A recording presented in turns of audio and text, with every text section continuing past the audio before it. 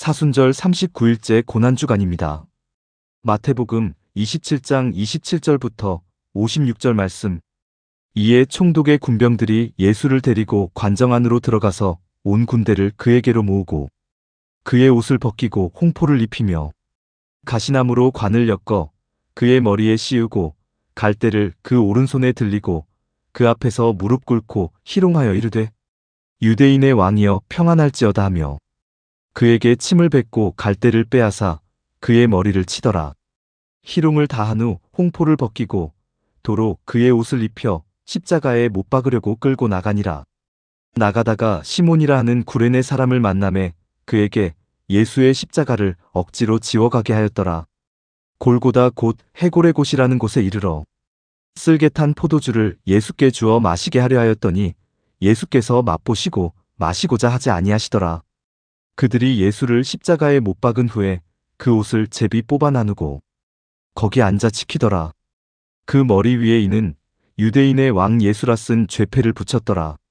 이때에 예수와 함께 강도 둘이 십자가에 못 박히니 하나는 우편에 하나는 좌편에 있더라. 지나가는 자들은 자기 머리를 흔들며 예수를 모욕하여 이르되 성전을 헐고 사흘에 짓는 자여 네가 만일 하나님의 아들이거든 자기를 구원하고 십자가에서 내려오라 하며 그와 같이 대제사장들도 서기관들과 장로들과 함께 희롱하여 이르되 그가 남은 구원하였으되 자기는 구원할 수 없도다. 그가 이스라엘의 왕이로다. 지금 십자가에서 내려올지어다. 그러면 우리가 믿겠노라. 그가 하나님을 신뢰하니 하나님이 원하시면 이제 그를 구원하실지라. 그의 말이 나는 하나님의 아들이라 하였도다 하며 함께 십자가에 못 박힌 강도들도 이와 같이 욕하더라. 제6시로부터 온 땅에 어둠이 임하여 제9시까지 계속되더니 제9시쯤에 예수께서 크게 소리질러 이르시되 엘리 엘리 라마 사박다니 하시니 이는 곧 나의 하나님 어찌하여 나를 버리셨나이까 하는 뜻이라. 거기 섰던 자 중 어떤 이들이 듣고 이르되 이 사람이 엘리야를 부른다 하고 그 중에 한 사람이 곧 달려가서 해면에 신 포도주를 적시어 갈대에 꿰어 마시게 하거늘 그 남은 사람들이 이르되 가만두라 엘리야가 와서 그를 구원하나 보자 하더라. 예수께서 다시 크게 소리 지르시고 영혼이 떠나시니라. 이에 성소 휘장이 위로부터 아래까지 찢어져 둘이 되고 땅이 진동하며 바위가 터지고 무덤들이 열리며 자던 성도의 몸이 많이 일어나되 예수의 부활 후에 그들이 무덤에서 나와서 거룩한 성에 들어가 많은 사람에게 보이니라. 백부장과 및 함께 예수를 지키던 자들이 지진과 그 일어난 일들을 보고 심히 두려워하여 이르되 이는 진실로 하나님의 아들이었도다 하더라. 예수를 섬기며 갈릴리에서부터 따라온 많은 여자가 거기서 멀리서 바라보고 있었으니 그 중에는 막달라 마리아와 또 야고보와 요셉의 어머니 마리아와 세베대의 아들들의 어머니도 있더라. 사랑하는 성도 여러분, 이 장면은 성경 전체에서 가장 깊은 중심입니다. 십자가입니다. 인간의 죄가 가장 분명하게 드러나는 자리이며 동시에 하나님의 사랑이 가장 완전하게 드러나는 자리입니다. 군병들은 예수님을 희롱합니다. 왕이라고 부르면서 조롱합니다. 가시관을 씌우고 침을 뱉고 때립니다. 사람들은 웃고 있지만 이 장면은 인간의 죄가 얼마나 깊은지를 보여줍니다. 하나님을 알아보지 못하고 오히려 조롱하는 모습입니다. 사순절의 묵상은 여기서 시작됩니다. 나는 예수님을 어떻게 대하고 있는가? 겉으로는 믿는다고 하지만 삶 속에서는 무시하고 있지는 않은가? 예수님은 십자가를 지고 골고다로 가십니다. 힘이 다하셨습니다. 그래서 한 사람이 대신 십자가를 집니다. 이 장면은 매우 의미가 있습니다. 십자가는 예수님 혼자 지신 것이지만 동시에 우리에게도 연결된 길입니다. 우리는 그 십자가를 바라보는 사람이 아니라 함께 지는 사람으로 부름받았습니다.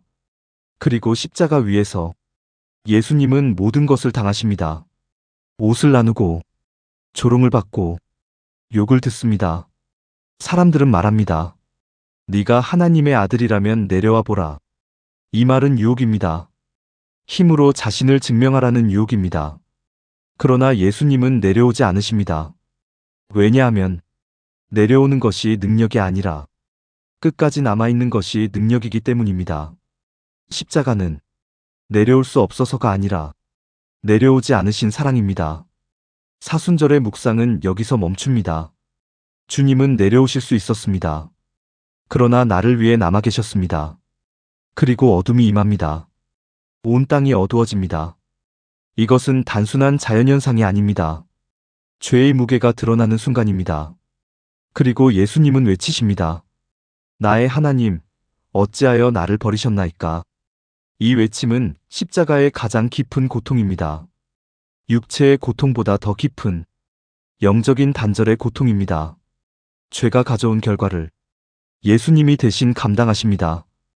우리가 하나님과 끊어져야 할 자리에서 예수님이 그 자리를 대신 서십니다. 그래서 우리는 하나님께 나아갈 수 있게 됩니다. 그리고 마지막 순간 예수님은 숨을 거두십니다. 그 순간 성소의 휘장이 찢어집니다. 이것은 놀라운 사건입니다. 하나님과 인간 사이를 막고 있던 벽이 열렸다는 의미입니다. 이제 누구든지 하나님께 나아갈 수 있게 되었습니다. 십자가는 길입니다. 닫혀있던 길이 열리는 순간입니다. 그리고 백부장이 고백합니다. 이 사람은 진실로 하나님의 아들이었다. 이 고백은 매우 아이러니합니다. 종교 지도자들은 알지 못했지만 십자가를 지켜본 한 사람이 깨닫습니다.